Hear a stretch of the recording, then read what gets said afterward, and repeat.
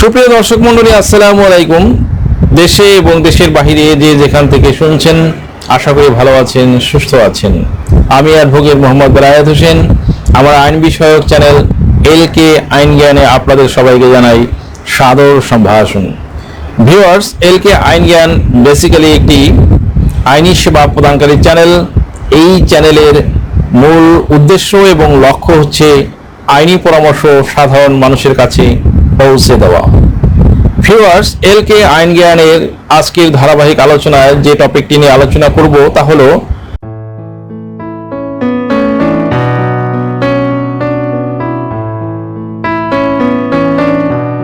ভুল করেও যে 9 ধরনের জমি কিনতে যাবেন না। ভুল করেও যে 9 ধরনের জমি কিনতে যাবেন না, তার মধ্যে বিস্তারিতভাবে আজকে আলোচনা করব। বর্তমানে জমির দাম অনেক বেশি এবং দিন দিন তা হু হু করে বাড়ছে। অনেকেই স্বপ্ন লালন করেন নিজের একটি জমি হবে, কিন্তু আবাসযোগ্য ভালো জমির পরিমাণ অনেক কম এবং পাওয়াও কঠিন। এজন্য বিভিন্ন প্রতারক চক্র ভালো জমি বিক্রির লোভ দেখায়। সহজ সরল মানুষ একটি ভালো জমির মালিক হওয়ার জন্য দ্রুত টাকা পরিশোধ করে রেজিস্ট্রি করে নেন, বাট দখল করতে গিয়ে দেখেন জমিটি ঝামেলাপূর্ণ। এজন্য জমি কেনার আগে জানা উচিত কোন জমিগুলো একদমই কেনা উচিত নয়। একটি ভালো জমি যেমন আপনার সারা জীবনের একটি সম্বল হতে পারে, ঠিক তেমনি ভুল জমি ক্রয় আপনার সারা জীবনের কান্নার কারণ হতে পারে। আসুন জেনে নিই কোন জমিগুলো ভুলেও কেনা উচিত নয়। নাম্বার 1, খাস জমি। জমি কেনার সময় খোঁজ নিয়ে দেখবেন যেন সেটি খাস জমি না হয়। যে জমিগুলো সরাসরি সরকারের মালিকানাধীন থাকে সেগুলোকে বেসিক্যালি খাস জমি বলা হয়। অনেক সময় অনেক প্রতারক জাল দলিল তৈরি করে খাস জমি বিক্রি করা হয়। আইনে বলা আছে, কোনো জমি যদি সরকারের হাতে ন্যস্ত থাকে এবং সরকারের নিয়ন্ত্রণাধীনে থাকে তাহলে সেইগুলোই খাস জমি। সরকার ও এই জমিগুলো বন্দোবস্ত দিতে পারেন। সাধারণত ভূমিহীন ব্যক্তিরা সরকারিভাবে খাস জমি পায়। এজন্য জমি কেনার পূর্বে ভূমি অফিসে খোঁজ নিয়ে দেখুন যে জমিটি খাস জমি কিনা। নাম্বার 2, অর্পিত সম্পত্তি। অনেক হিন্দু নাগরিক তাদের জমি জমা পরিত্যাগ করে ভারতে চলে গেছেন এবং সেখানে নাগরিকত্ব লাভ করে বসবাস করছেন।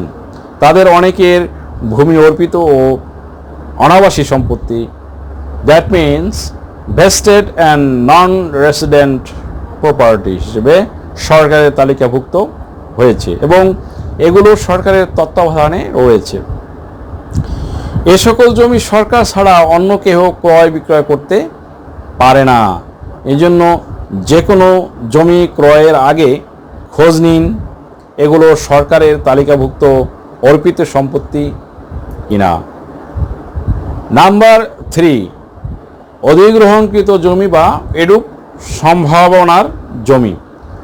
রাষ্ট্র বা সরকার দেশের উন্নয়ন কর্মকাণ্ড যেমন শিল্প কারখানা, বিদ্যুৎ কেন্দ্র, রেলপথ, সড়ক বা সেতুর প্রবেশপথ বা এ জাতীয় অন্য কিছুর জন্য জনগণের কোনো ভূমি যদি দখল করে নেয় তাকে বলে অধিগ্রহণ।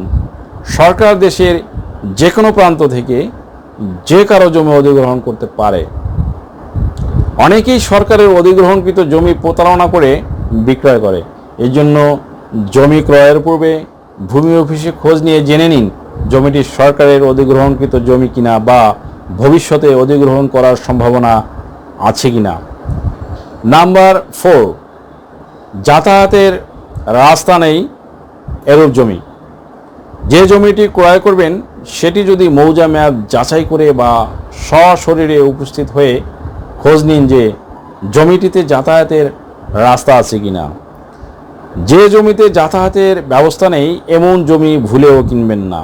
এরপরে আছে ইতিমধ্যেই অন্যত্র বিক্রয়ের জন্য চুক্তিবদ্ধ কিনা এমন জমি। অনেক বিক্রেতা একই জমি কয়েকজনের কাছে বিক্রি করেন, ফলে আসল বিক্রেতার কাছ থেকে ক্রয় করার পরেও জমির প্রকৃত মালিক হওয়া যায় না। এজন্য জমি ক্রয়ের পূর্বে খোঁজ নিন বিক্রেতা পূর্বে অন্য কারো কাছে জমিটি বিক্রয় করেছে কিনা বা বিক্রির জন্য বায়না চুক্তি করেছে কিনা সংশ্লিষ্ট রেজিস্ট্রি অফিসে গিয়ে খোঁজ নিন। এর পূর্বে জমি হস্তান্তরজনিত কোনো দলিল রেজিস্ট্রি হয়েছে কিনা। এরপরে আছে 5 নাম্বার আছে বন্ধককৃত জমি। অনেক সময় জমি বিভিন্ন ব্যাংক বা প্রতিষ্ঠানে বন্ধক বা মর্টগেজ থাকে। এমন জমি কখনোই ক্রয় করবেন না, কারণ বন্ধককৃত জমি ক্রয় বিক্রয় সম্পূর্ণ বেআইনি। নাম্বার 6, কোনো আদালতে মামলায় আবদ্ধ জমি। অনেক সময় একই জমির মালিকানা নিয়ে আদালতে মামলা চলে, মামলা চলছে বা মামলা এখন নিষ্পত্তি হয়নি, এমন জমি কেনা উচিত নয়। নাম্বার 7, বিরোধপূর্ণ জমি। অনেক সময় ওয়ারিশ সূত্রে জমির মালিক হলে ঠিকমতো ওয়ারিশ সনদ বা বন্টননামা করা হয় না। এসব জমি নিয়ে ওয়ারিশদের মধ্যে বিরোধ চলে। এ সকল বিরোধপূর্ণ জমি কেনা কোনোভাবেই উচিত নয়। কৃষি জমি ক্রয়ের ক্ষেত্রে রেকর্ডকৃত মালিকানায় অংশীদারগণ অগ্রক্রয়াধিকার প্রয়োগ করতে পারেন। অংশীদারদের সম্মতি সম্পর্কে নিশ্চিত হতে হবে। নাম্বার 8, দখলহীন জমি। যে কোনো জমি মালিকানার জন্য প্রয়োজন দলিল ও দখল, একটি ছাড়া অন্যটি অসম্পূর্ণ। এই জন্য যিনি জমি বিক্রি করছেন জমিটি তার দখলে আছে কিনা ভালো মতো জেনে নিন। যদি দখলে না থাকে তবে এমন জমি ক্রয় করা থেকে বিরত থাকুন। দখলহীন মালিকদের জমি ক্রয় অত্যন্ত ঝুঁকিপূর্ণ। এতে জমি দখলের জন্য ঝগড়া, দাঙ্গা ফ্যাসাদ এবং মামলা মোকদ্দমা জড়িত হওয়ার সম্ভাবনা থাকে। নাম্বার 9, নাবালকের নামে থাকা জমি। জমি যদি নাবালকের নামে থাকে তবে সে জমি আদালত কর্তৃক নিযুক্ত অভিভাবক ছাড়া, আইনগত অভিভাবক ছাড়া বিক্রি করা যায় না। সাধারণত 18 বছরের নিচে ব্যক্তিকে নাবালক বলা হয়। এই জন্য অনেকেই এমন জমি কিনে যা ওয়ারিশ সূত্রে কোনো নাবালকের অংশ আছে, কিন্তু নাবালক বড় হয়ে মামলা করলে জমিটি হাতছাড়া হয়ে যেতে পারে। এজন্য এ ধরনের জমি কেনার ক্ষেত্রে সকলকে সতর্ক থাকার জন্য বলছি। ভিউয়ার্স, ভিডিওটি ভালো লাগলে লাইক, শেয়ার, কমেন্টস এবং সাবস্ক্রাইব করে পাশে থাকা বেল আইকনটি প্রেস করে দিন, যাতে পরবর্তী ভিডিওর নোটিফিকেশনটি সহজেই পেয়ে যান। সো আজকের মতো এখানেই শেষ করছি। দেখা হবে অন্য কোনো দিন, অন্য কোনো ভিডিওতে, অন্য কোনো আইন বিষয়ক কন্টেন্ট নিয়ে। সে পর্যন্ত সকলে ভালো থাকুন, সুস্থ থাকুন। আবারও সবাইকে ধন্যবাদ জানিয়ে এখানেই শেষ করছি। আল্লাহ হাফেজ।